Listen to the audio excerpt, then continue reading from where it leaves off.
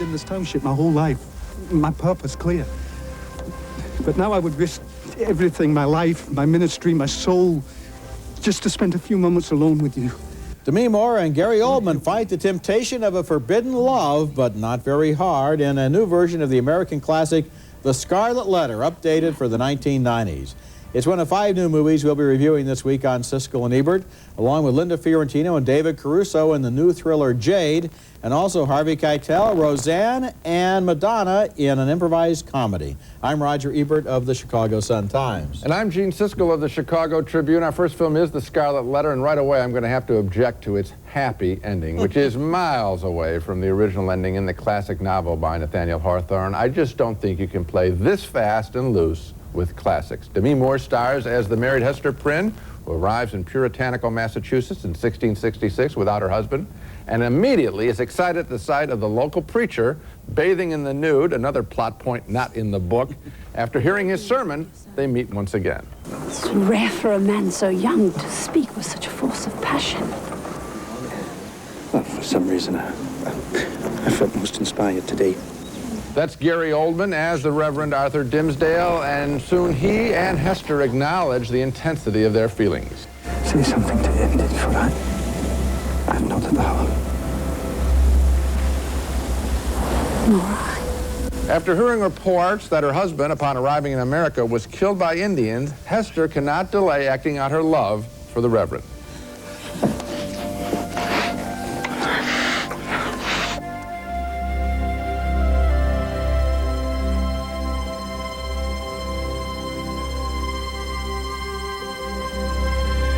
Hester ends up having a baby and is soon censored by the town leaders. Mistress, if you do not speak out the name, you must wear upon your bodice this symbol of your sinful fornication.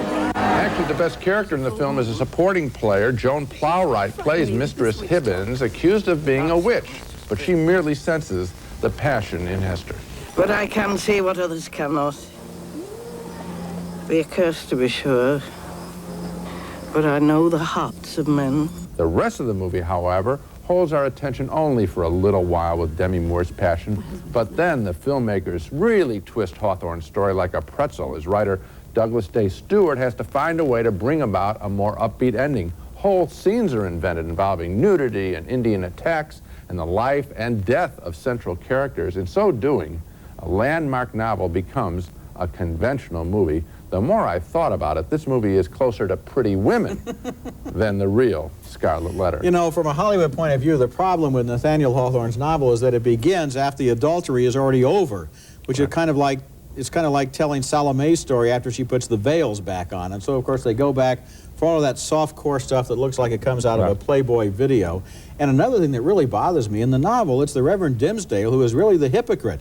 Not only did he father the child, but he fans up the local protest against this woman as a way of kind of concealing his own guilt. And in this movie, they make him more of a kind of a regretful bystander. This movie has no sense of sin, no sense of guilt. It's just kind of a propaganda film for letting it all hang out in puritanical New England. I never thought I'd say this, but actually, Cliff Notes, you know, the crib sheets that people would read when they were assigned books like The Scarlet Letter in high school, that's more valuable than this movie. Not only is this film not The Scarlet Letter, it's really not much of anything else either. Okay, our next movie is one of the entries this weekend in the 33rd Annual New York Film Festival. It's called The Celluloid Closet, and it's an amusing and perceptive documentary about homosexuals in the movies during nearly a century. For many of those years, of course, it was forbidden by the production code to show homosexual behavior on the screen, but filmmakers got around that with carefully coded performances showing characters who might not be identified as gay, but many audience members could break the code and understand the gay references. There were, for example, lots of characters who were known as sissies, and actor-playwright Harvey Fierstein remembers some of them. My view has always been visibility at any cost. I'd rather have negative than nothing. That's just my particular view, and also because I am a sissy. Then there were women characters who look today a lot like lesbian stereotypes, although at the time they were disguised as vampires. Do you like jewels, Lily? This is very old and very beautiful. I will show it to you. Or vamps. May I have this? Of course.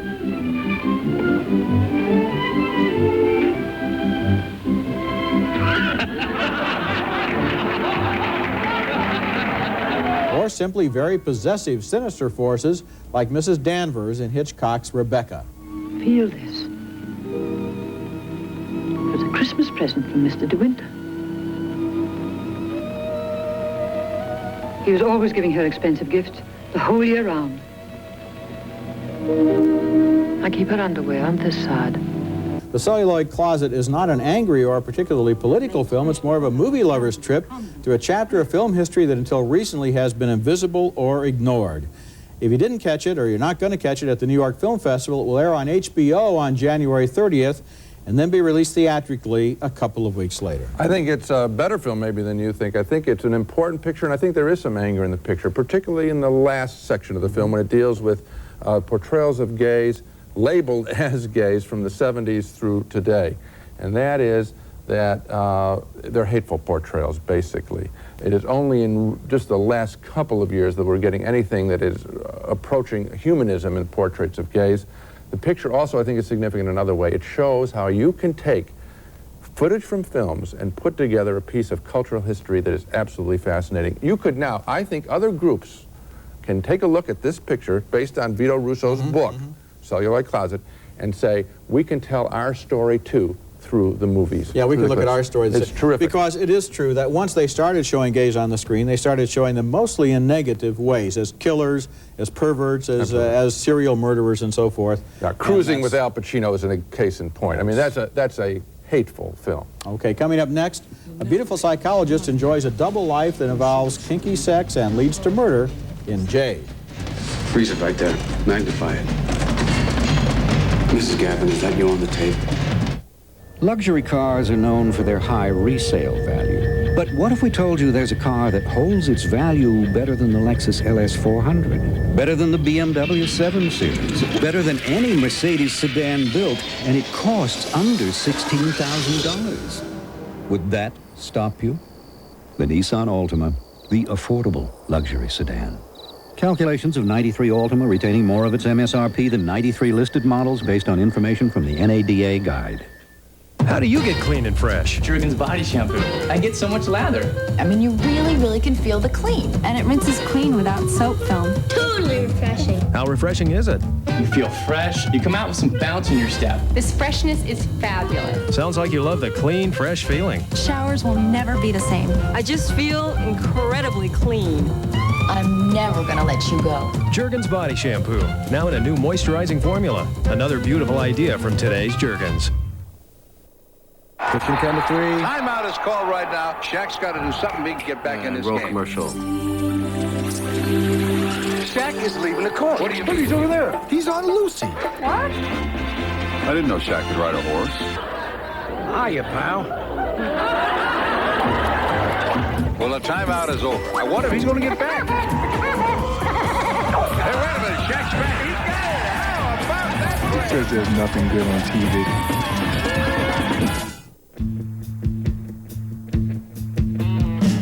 Welcome to the neighborhood where smiles are real and times are good, where folks all treat you like they should. One big American family, where all across the country but just across town, everything a neighbor ought to be, where America's favorite neighbor, Applebee's.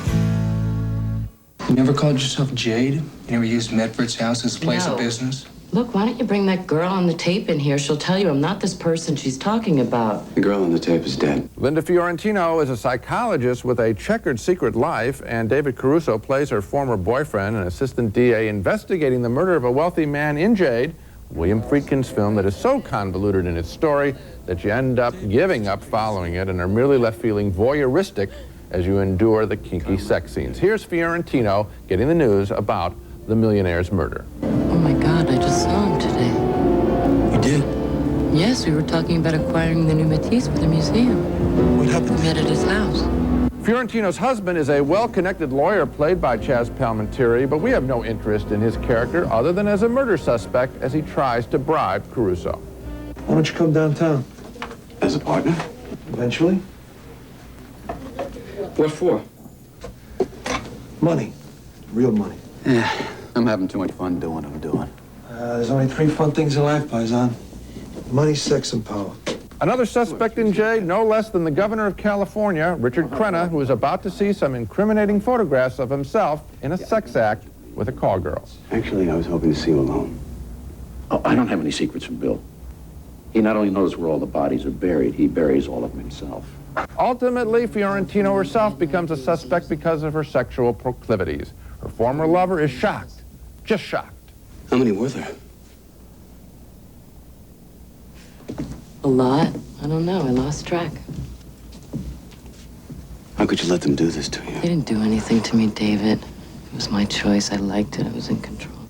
Jade is pretty much claptrap in luxurious surroundings. The only character we could possibly care about is Fiorentino's, but she is lost in the story's many twists and turns, and her sex scenes are merely inserted as turn-ons, not as any part of any serious psychological examination of personality type. Jade doesn't care that much about her. Jade is about obnoxious rich people treating each other with contempt. At the end, I didn't care who done it or whether David Caruso ever found out who did. I didn't either, but I did want to know, and the first time I saw the movie, I didn't understand how it turned out. Now, they re-edited the last reel, and I saw the entire movie again yesterday. Now, I think I could pass a test on it, but on the other hand, it turns out that there are two solutions to two different threads of crime in the movie, and the solution to one of them makes the same mistake that another screenplay by the same writer, Joe Esterhaus, made in Jagged Edge. If you remember that movie, there's a guy dead on the floor, and the camera shows him, and everybody says, oh, that's who it is, but then they all say, but who was it? And in this movie, the same thing. You really have to look and think to see who that dead body is, and then you have to think real hard to figure out how it connects with anything, and then it doesn't connect with the main murder. But Roger, you're talking about it as a mystery. At any point, did you care who anybody cared? No, because it's all the elements. It's all the elements, but they're not assembled in terms of any kind of story or character development that involve you. Linda Fiorentino is a good actor. She can play a psychologically deep character. Has she been given one here? No. This movie is just showing the back of her body and sex scenes. All kinds of problems. For example, when it turns out who committed the main murder, how did that person get the other person to go along with it? That's an interesting question. How come Caruso never knew anything about Fiorentino's sexual problems when every other man in San Francisco If you could answer every question, you still would have a worthless story. Coming up next, Harvey Keitel in Blue in the Face, a movie that uses the same locations and characters as Smoke.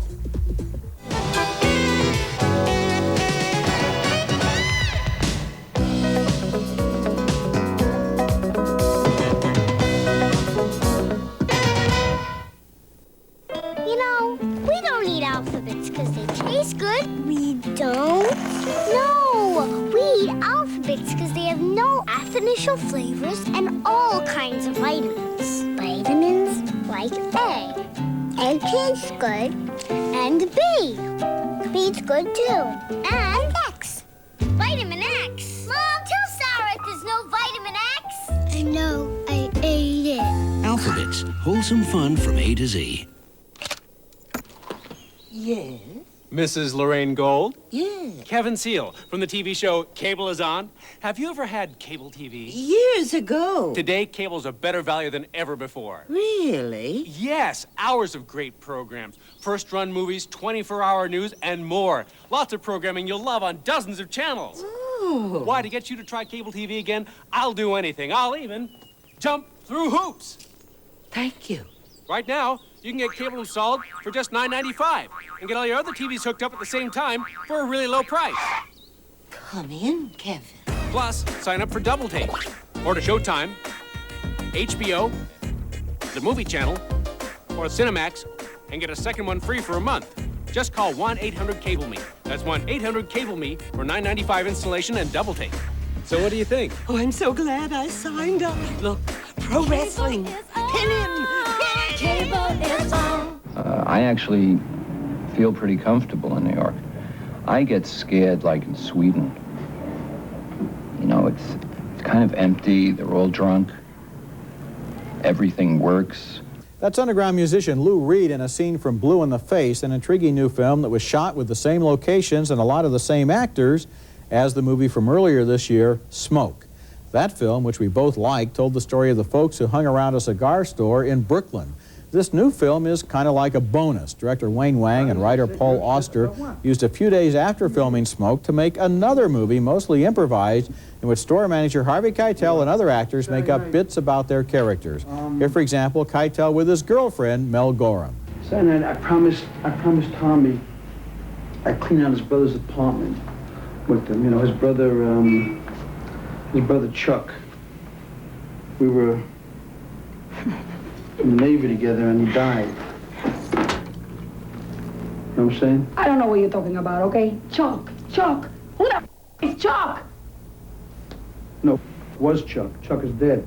The movie has lots of guest stars, including Roseanne, Madonna, and in this scene, independent director Jim Jarmusch, who talks about something that has always puzzled him in old movies. Why is it in every movie there's a shootout, and when they run out of bullets, they like click, they fling the gun away, like it's a disposable cigarette lighter or something. What's up with that? Guns cost a lot of money. Can't you reload it? Seen all by itself, Blue in the Face is not a terrifically good film. It's rambling, disorganized, and very indulgent of its actors, especially the guest stars, who sometimes seem to think they're on Saturday Night Live. On the other hand, this is a fascinating companion piece to Smoke. And if you like that movie, you'll want to see this one just to see the variations and riffs on characters and situations. It's like watching the actors play after they get off work. So if you saw Smoke, I recommend this movie, and if you didn't see Smoke, I don't think you're going to get much out of it. Well, I saw Smoke. I think it's one of the best movies of the year. Probably you're going to put it on my 10 best list, and I didn't find this picture worth very much at all. In fact, I think self-indulgent is really the word for it. The actors did go on and ramble, and Jim Jarmusch talking there. On the subject of movie cliches, our show's been a lot funnier on that subject than Jim Jarmusch is sitting there talking. Other characters come in and prattle on and really don't say anything. Only Harvey Keitel. This is interesting. Harvey Keitel is always interesting in this picture. He's the only one, I think, that stands out and is consistently interesting. You can see the other actors struggling, having to improvise, and you can see Keitel steady as a rock, playing with them and saying what he's going to say. This is a bad film. He's good in it. But I still feel if you saw Smoke, then you would want to see this movie. Not according to me. Yes, you would. I didn't like it at all. Just for fun. No, not for fun. When we come, I don't like to see bad movies for fun. When we come back, an epic film that updates Victor Hugo's classic, Les Miserables, is next. Imagine a video store where the hits are never out of stock, no late return fees, free delivery, and thousands of movies. Stop dreaming. Get DirecTV. Over 50 channels of movies, and I choose when I want to watch them. Hits, classics, new releases, beamed in digitally for great picture and sound. Imagine never hearing, "Please be kind, rewind." Now for as low as $34.95 a month, you can own the 18-inch DSS dish of your choice with DirecTV programming. Call 1-800-DirecTV. Did my folks get to Disney World okay? Still can't believe they went by themselves. They're getting so weird. I think it's cute. Yeah, but you know how they are. Dad will bury his nose in a book. The mom will spend half the day just sitting around. Can't you picture it? They'll have dinner in front of the TV, and by 10 they'll be dead on their feet. You're awful. Hey, I love them. But right now, I bet they're thinking, gosh, this place just isn't the same without the kids. Call 1-407-WDisney and make the dream come true. Our next film is something audacious and special. Unlike The Scarlet Letter, it's an adaptation of a classic, but what a difference. It's Claude Lelouch's Les Miserables, based on Victor Hugo's novel of the French Revolution, but set instead in this century, in Vichy France, during the Nazi occupation. And the everyman hero of the story is a truck driver named Henri, played gloriously by Jean-Paul Belmondo, here helping a Jewish family, the Siemens, escape from the Nazis. He can't read, so in exchange, he wants them to tell him the classic French story of Les Miserables. Je voudrais surtout que vous me parliez de Jean Valjean. Pareil que je ressemble. Vous savez, dans ce livre, tout le monde se ressemble. Dans ce livre, on croise des gens qu'on connaît depuis toujours. Emboldened by the story, Henri decides to do good and enrolls the Siemens' daughter in a convent, where she'll be safe, he hopes. Henri also risks his life in battle, as director Lelouch, following Victor Hugo, makes the point that the existence of good in the world depends on the individual actions of individual people.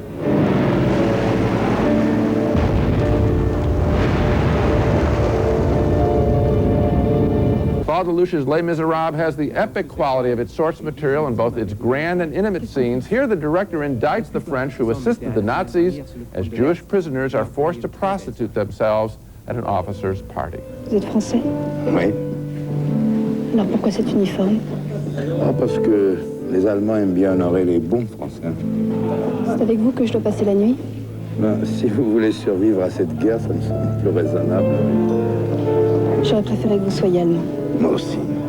This Les Miserables tries to deal in a poetic way with the shabbiest of episodes in French history, the French collaborators who sold out their brethren in World War II. By using the almost sacred text of Victor Hugo's novel, Lelouch couldn't be more audacious, but Lelouch triumphs because he is in total emotional control of this great story.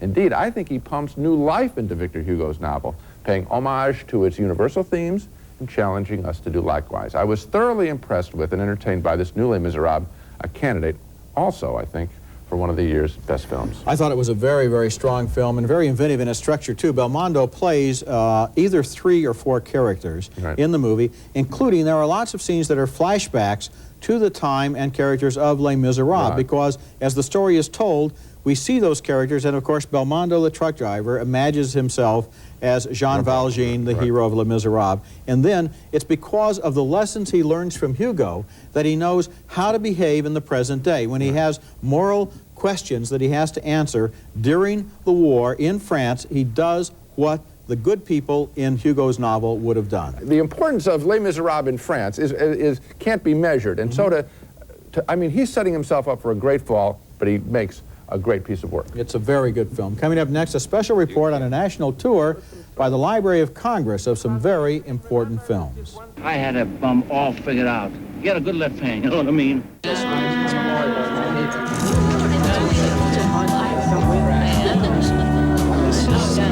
Hi. Hi, I'm Julie. Julie, can I ask you something? Sure, you can ask me anything. Where'd you get that cheese popcorn? Thanks. Introducing Red & Butter's Cheddar. Delicious butterfly kernels covered in white and golden cheddar cheese flavors.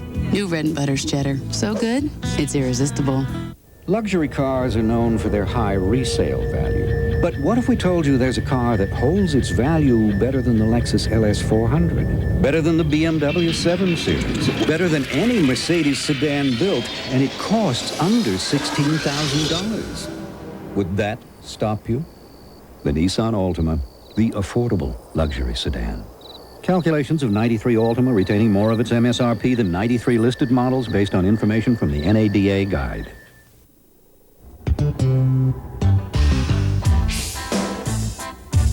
I put the brakes on 73 guys to become the champ. You probably brake more times than that every time you get into your car. So you should be sure your brakes are up to it.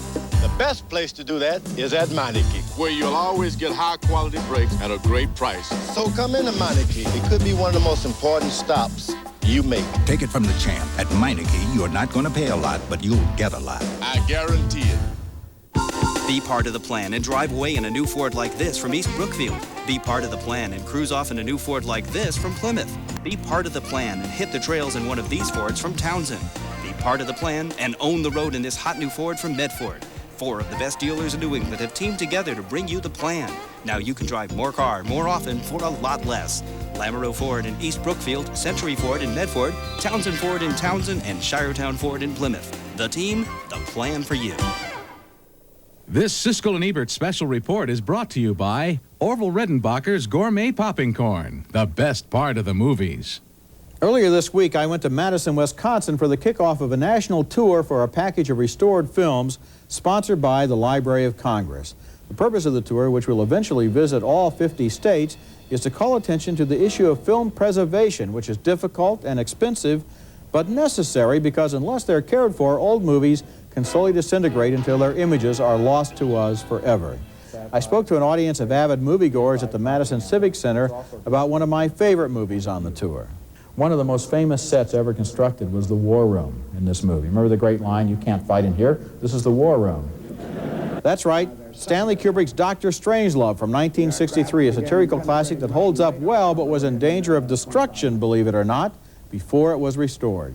General Turgidson, I find this very difficult to understand. I was under the impression that I was the only one in authority to order the use of nuclear weapons. Another film was one of the earliest movies ever made, The Great Train Robbery from 1903. More than half of all silent films ever made no longer exist. I talked with Patrick Lockney, curator of film programs for the Library of Congress, about the challenge of film preservation. West Side Story, for example, is rumored to have preservation problems. All the film prints that are known to exist now that date back to the release of the film are faded beyond recovery, and archivists I know of have not been able to locate any non-faded film prints, so the preservation of that film is not known. Orson Welles once told Peter Bogdanovich that movies are like pieces of time, and it's good to know that some of that time is being preserved. Now let's take another look at the movies we reviewed this week. 2 thumbs down for The Scarlet Letter, an absurd attempt to turn Nathaniel Hawthorne's classic novel about sin and repression into a modern story about sex and romance. 2 thumbs up, though, for The Celluloid Closet, a documentary that traces homosexual characters and themes in movie history. It's amusing, it loves movies, and it has a point to make. 2 thumbs down for Jade, the confusing movie that seems to have all of the pieces of a slasher thriller, but can't seem to fit them together. 2 thumbs down for Blue in the Face, made with the same actors and locations as Smoke. And finally, 2 thumbs up for Claude Lelouch's virtuoso film Les Miserables, that opens next week in New York, L.A., and Toronto. So, Les Miserables? Yes. Good film in the celluloid closet, too. 2 terrific films. That's it for this week. Next week, we'll be back with reviews of more new movies, including Get Shorty, starring John Travolta, Gene Hackman, and Danny DeVito in a gangland comedy based on the bestseller by Elmore Leonard. So you make movies, huh? I produce feature motion pictures. I got an idea for a movie. Doesn't everybody? And also, Now and Then, a nostalgic coming-of-age story featuring a cast of young actresses, including Christina Ricci, and also cameos by Demi Moore, Melanie Griffith, and Rosie O'Donnell. That's next week, and until then, the balcony is closed. The Game of Knowledge, the exciting and educational game for children and parents, too. The Game of Knowledge, new from University Games. Glade Basics Air Freshener for pure, clean, simple freshness. Available in spray and plug-ins refills. With the stresses that lead to abuse. But we need your help where you live. Because without it, many of the children born today will become victims of abuse tomorrow. Call 1-800-CHILDREN. The more you help, the less they hurt. Even the smallest act of kindness can have far-reaching effects that last a lifetime, and when multiplied by 2, 10, or 50, can truly make a world of difference in thousands of lives. The Feinstein Good Deeds program provides elementary schools with free instruction and personal journals to encourage daily acts of kindness. For more information, have your principal call the Feinstein Foundation. The greatest achievement of all is helping to better the lives of others.